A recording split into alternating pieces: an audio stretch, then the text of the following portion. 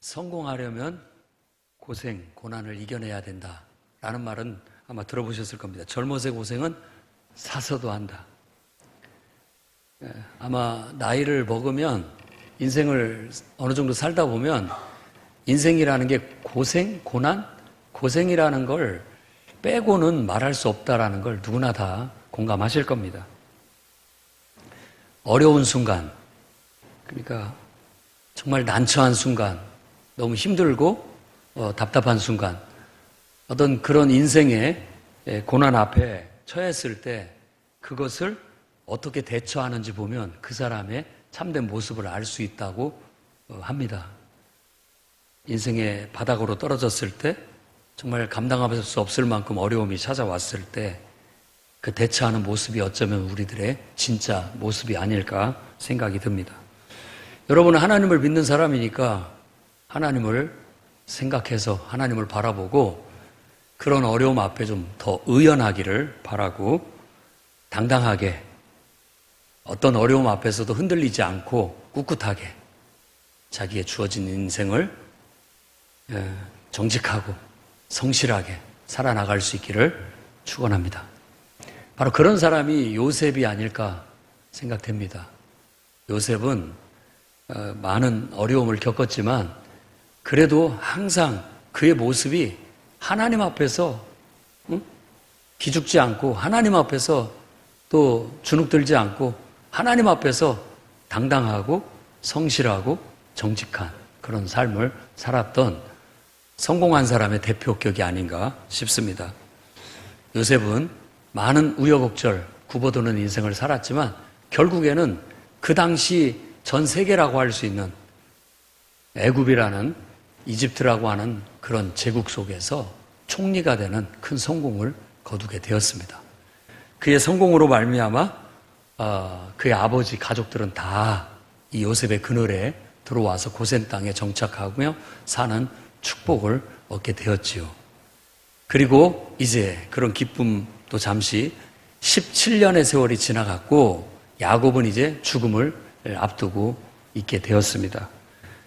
야곱이 죽기 전에 요셉을 부릅니다. 축복해 주려고. 요셉을 부른 이유는 다른 형제들도 있었지만 요셉이야말로 어떻게 보면 진정한 장자의 축복을 그에게 줘야 되겠다라는 마음으로 그를 부른 겁니다. 장자에게는 2배의 축복을 줍니다. 그래서 요셉이 아들 둘을 데리고 야곱을 찾아왔고 큰아들 므낫세, 둘째 아들 에브라임을 데리고 왔는데 야곱이 이 2 아들은 내 아들이다 라고 해서 그 요셉의 아들, 손자지만 자기 아들의 반열에 올려줍니다. 그리고 요셉에게는 바로 2배의 축복을 내려주게 된다라는 이야기입니다.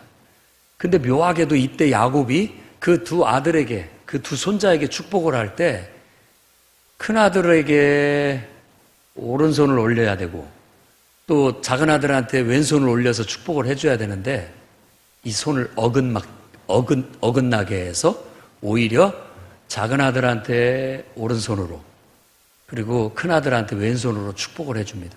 그걸 요셉이 보고 아버지가 눈이 어두워서 저러시는가 손을 바꿔드렸지만 아들한테 말하기를 나도 안다 하면서 의미심장하게 그러나 나도 알지만 이렇게 하게 해달라는 그런 부탁과 함께 손을 어긋맡겨서 축복을 해주는 내용입니다.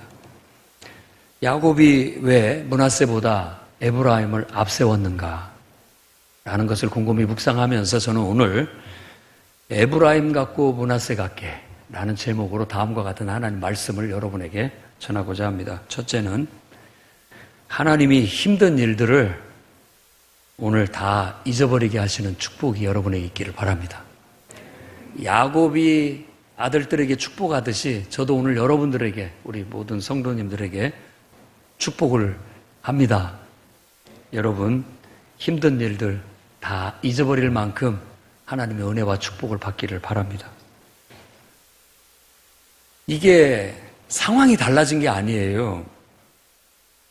므낫세, 잊어버리다라는 뜻입니다. 잊어버리다라는 단어의 변형이에요. 그러니까 잊게 하시는 자, 어떤 그런 의미를 갖고 있다고 합니다. 요셉이 애굽에 형제들에게 미움을 받아서 우여곡절 끝에 팔려와서 노예 생활, 그리고 또 우여곡절 끝에 강간범으로 몰려가지고 감옥 생활, 그렇게 하는 시간들이 13년의 세월이 걸렸습니다. 그런 모든 생활들이 그에게는 아마 그렇게 썩 유쾌하지 않았을 겁니다.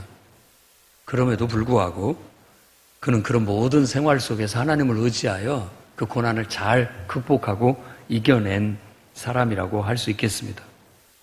그리고 난 다음에 이제 그가 하나님의 역사로, 은혜로 말미암아서 애굽의 총리가 돼요. 꿈을 해주고 총리가 돼요. 그뿐만이 아니라 애굽 전역에서 가장 덕망이 있고 존경받는 제사장의 딸과 결혼도 하게 돼요. 그리고 난 다음에 첫 아들을 탁 품에 안았는데 그 아들을 품에 안으면서 그가 고백하는 것이 그겁니다. 이제 지금까지 내가 겪어왔던 모든 고난, 그리고 아버지 집과 연관된 얽힌 모든 복잡한 감정, 모든 것들 다 이제 잊어버리게 하시는구나 라고 고백을 합니다. 오늘 그 축복이 여러분에게도 있기를 바랍니다. 하나님의 은혜가 상대적으로 큰 거예요. 상황이 달라진 건 하나도 없습니다. 그런데 자기 인생에 하나님께서 베풀어 주신 은혜가 너무 크다 보니까 그 은혜에 비해서 자기의 문제 작게 보이는 거예요. 그게 비법입니다. 태양의 밝은 빛 아래 전깃불은 키나 마나 느껴지지 않고 보여지지 않는 것처럼 우리가 늘 보고 살고 느끼고 살고 경험하고 살고 사는 인생의 고달픔, 또 배신, 또 거기서 오는 여러 가지 외로움, 또 어떤 우리의 모함, 그걸로 인한 마음고생, 미움, 원망, 불평, 이런 것들이 막 우리 안에 막 부각이 돼서 드러나게 됐을 때 하나님의 은혜가 잔잔히 부어져서 넘치게 되면 상대적으로 그런 모든 이해관계들이 크게 느껴지지가 않는다라는 거예요. 그럼 거꾸로 얘기를 해볼게요. 여러분들이 지금 그런 미움, 원망, 불평, 짜증 이런 것들이 막 두드러지고 있다면 상대적으로 그만큼 은혜가 적다라고도 볼 수 있겠죠. 거꾸로 얘기한다면 또 은혜는 많이 받았는데도 불구하고 그만큼 또 그런 많은 문제들이 내 안에 많이 있다라는 뜻도 될 수 있습니다.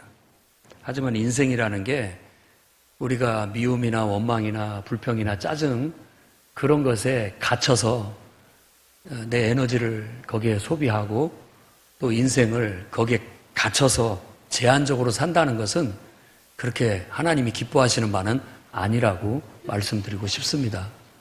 오히려 하나님께 더 큰 은혜를 받아서 하나님께 집중해서 더 큰 은혜를 받고 그 은혜가 너무 커서 미움도 별것 아닌 것처럼 여겨지고 원망도 별거 아닌 것처럼 여겨지고 짜증도 별거 아닌 것처럼 여겨져서 여러분의 인생이 좀 더 밝고 더 활기차고 더 희망찬 그런 삶으로 펼쳐질 수 있기를 바랍니다.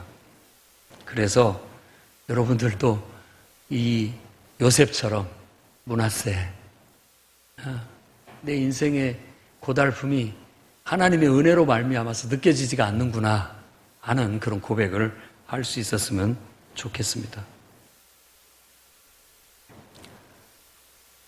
베드로가 베드로전서에 이렇게 말하고 있습니다. 부당하게 고난을 받아도 하나님을 생각함으로 슬픔을 참으면 이는 아름답다. 아름다운 겁니다. 하나님을 생각하니까 다른 게 상대적으로 되는 거죠.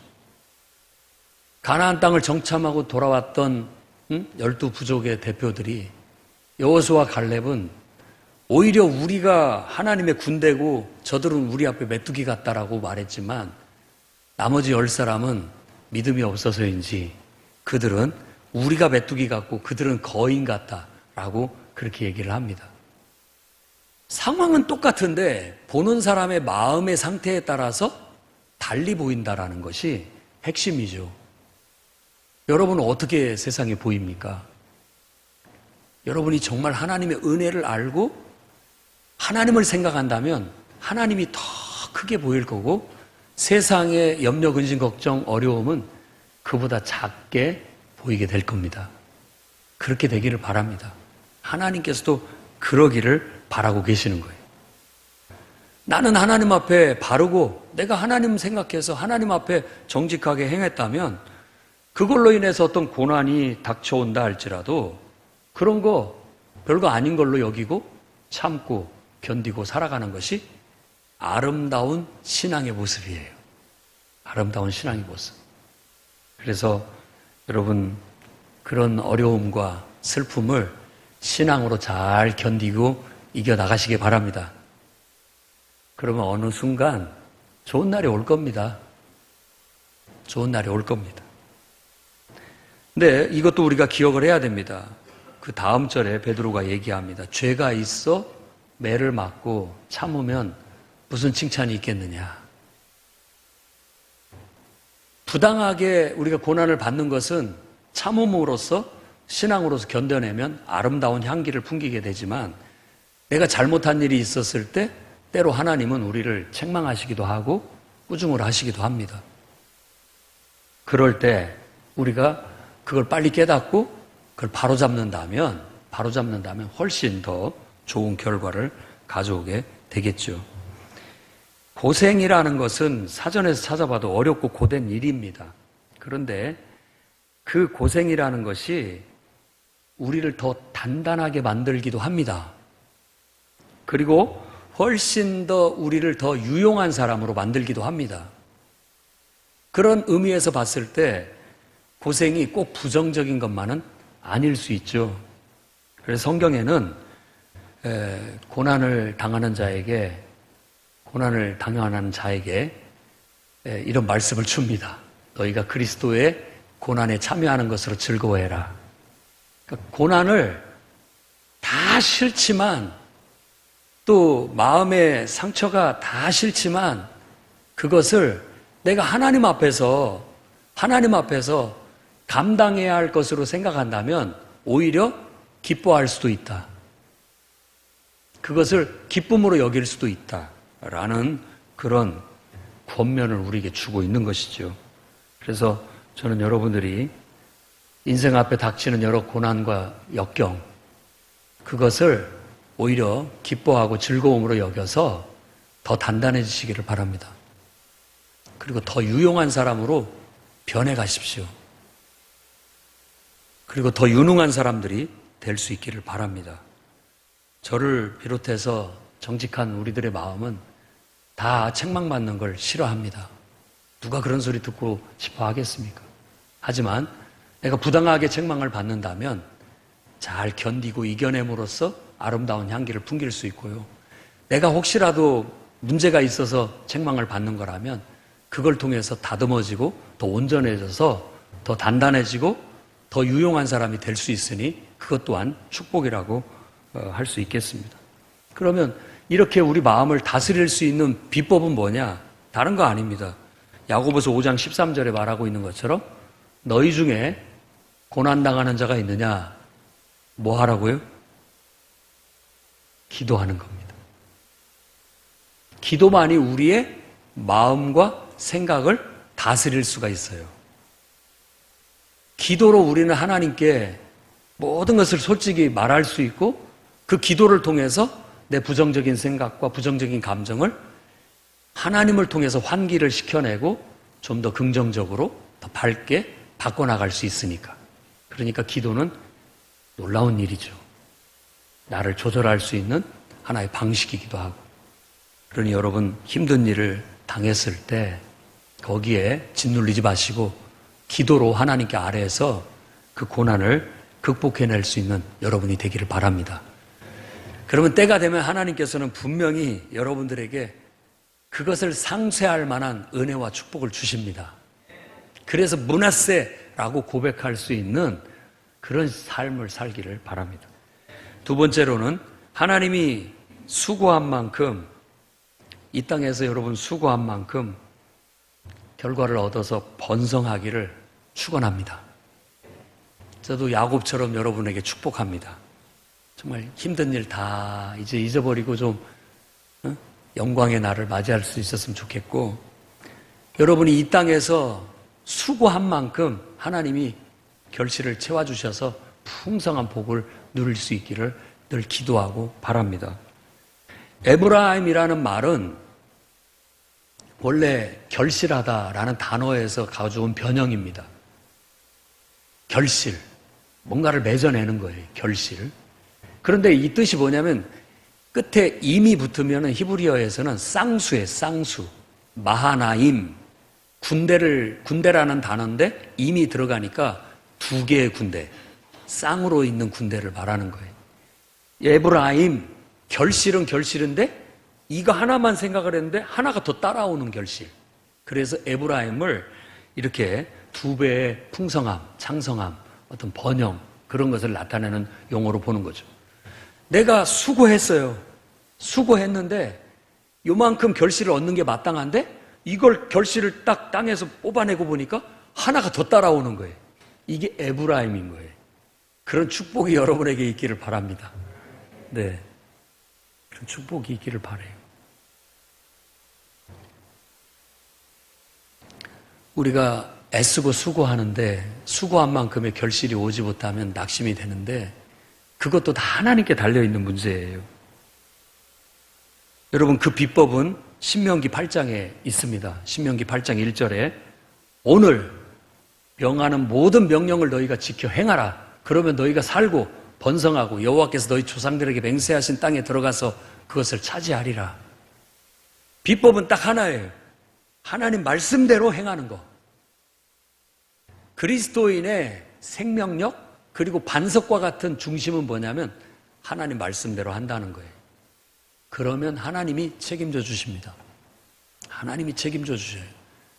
사람의 영향받지 않고 환경에 영향받지 않고 사람의 말에 휘둘리지 않고 환경에 어떤 좋고 나쁨에 휘둘리지 않는 것은 내 마음 중심에 나는 하나님을 섬기고 하나님 말씀대로 삽니다.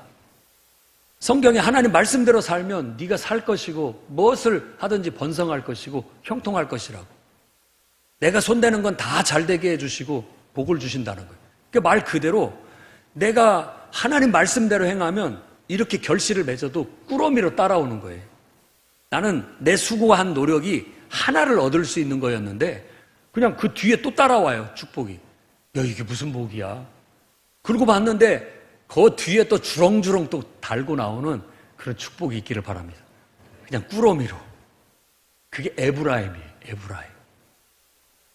요셉은 둘째 아들을 품에 안고 바로 그런 고백을 했던 겁니다. 내가 수고한 땅에서 하나님이 번성하게 하시는구나. 나 같은 사람이 아무리 뛰어나고 잘 된다 할지라도 이렇게 복을 받을 수 있는가 라고 생각할 만큼 그는 에브라임이었어요. 그의 인생은. 그야말로 하나를 이렇게 바랬는데 또 따라 나오는 거예요. 또 계속 줄줄이 하나님의 결실이 따라 나오니까 얼마나 축복이에요. 사실 인생은 하나님께 달려 있습니다. 하나님께 달려 있습니다. 마음의 경영은 사람에게 있어도 말의 응답은 여호와께로 말미암는다라는 말씀처럼 아무리 내가 수고해도 하나님이 주시지 않으면 그거 안 되는 거죠. 그런데 내가 수고했는데 그거에 따라서 또 다른 것들을 더 붙여주신다면 그게 얼마나 놀라운 축복이겠습니까?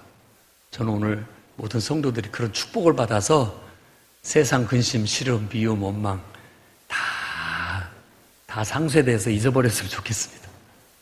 그리고 활기차게, 더 생동감 넘치게, 더 재미있게, 행복하게 그렇게 그 마음껏 사시기를 바랍니다.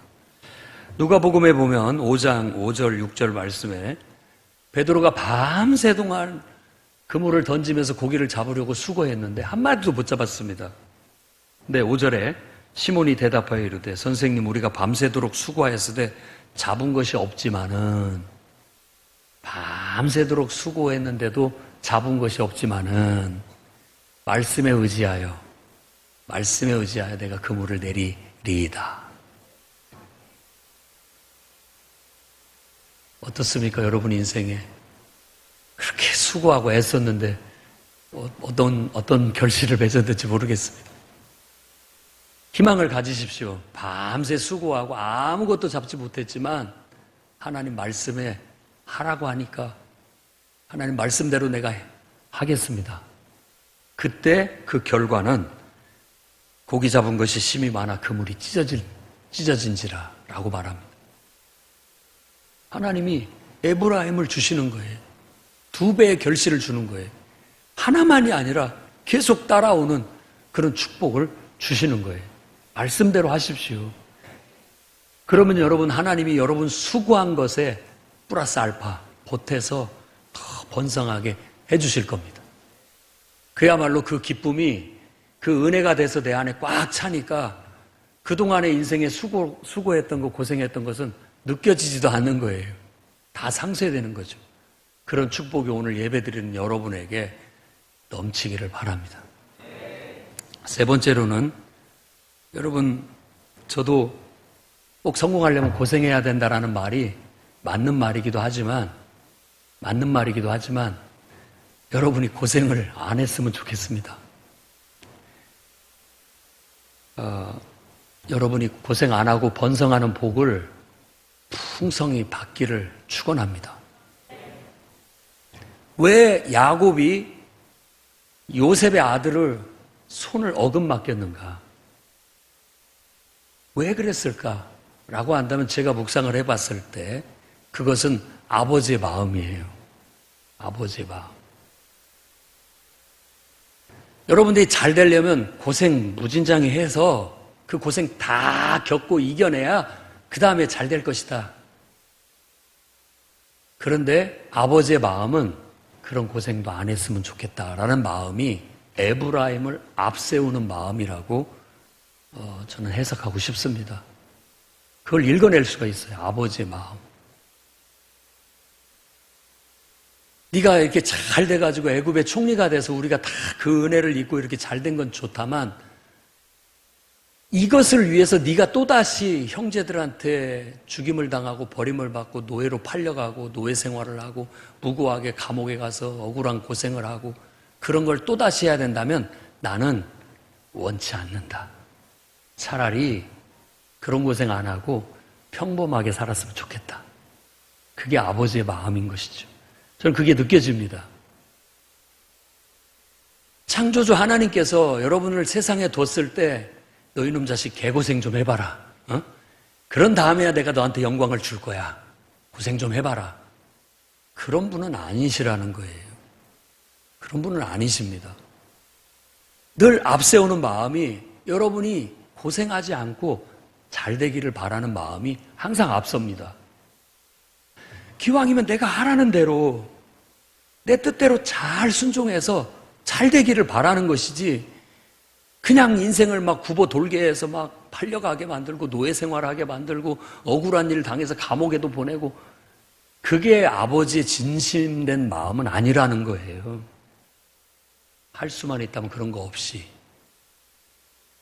고생 안 하고 좀 잘 돼서 세상 시름 걱정 없이 좀 살았으면 하는 바람이 손을 어긋맞대서 축복하는 야곱의 마음이라고 느껴집니다. 여러분들도 고생 안 하고 복 받기를 바랍니다. 하나님의 마음은 마태복음 11장 28절 말씀 그대로입니다. 수고하고 무거운 짐진 자들아 다 내게로 와라. 내가 너희를 쉬게 하리라. 하나님의 마음이 여러분을 너희는 고생 좀 해봐라 한번. 이런 마음 아니시라는 거예요. 다 잘 되기를 바라는 마음. 늘 하나님의 은총 속에서 결실하기를 바라는 마음. 그러면 그 결실에 더 보태줘서 더 풍성한 결실을 얻게 만들어주려는 마음이 하나님 아버지의 마음이에요. 하나님은 다 잘 되기를 바랍니다. 이사야서 14장 24절에 이렇게 얘기합니다. 만군의 여호와께서 맹세하여 이르시되 내가 생각한 것이 반드시 되며 내가 경영한 것을 반드시 이루리라. 여러분이 하나님의 뜻대로만 순종해 나가게 되면 하나님은 여러분을 통해서 반드시 뭔가를 이루어내실 거예요. 그래서 에브라임 2배의 결실을 맺게 하신 것이 하나님 마음이고 하나님 뜻이에요. 그것이 이 땅에 있는 모든 아버지의 마음입니다. 고생 안 하고 잘 되기를 바라는 마음. 그래서 여러분이 그런 축복이 오늘 있기를 저도 바라고 아마 여러분의 부모도 바라고 모든 지도자들은 다 바랄 겁니다. 갈라디아서 4장 19절 말씀에 이런 말씀이 있어서 은혜가 됩니다. 나의 자녀들아 너희 속에 그리스도의 형상을 이루기까지 다시 너희를 위하여 해산하는 수고를 한다. 목회자의 마음이죠. 너희 안에 그리스도 형상이 이루기를 바라는 마음. 그래서 잘 되기를 바라고 더 의미 있는 삶을 살기를 바라고 더 가치 있는 삶을 살기를 바라고 더 풍성한 삶을 살기를 바라는 거예요. 그것을 위해라서라면 내가 해산하는 수고는 하겠다. 여러분의 아버지들이 다 그렇습니다. 딸 자식들이, 아들들이 다 걱정 없이 고생 안 하고 다 잘 되기를 바라는 그런 마음에 오늘 또 기도하고 계시고 또 그들을 위해서라면 그렇게 살 수 있는 일이라면 해산의 수고쯤은 내가 기꺼이 해주겠다 하는 게 부모의 마음이라고 여겨집니다. 네. 어제 결혼식에 근데 결혼식 한 부부가 여기 와 있네요. 아니, 신혼여행 안 가고 왜 이렇게 잘했습니다. 한번 축하의 박수로 한번.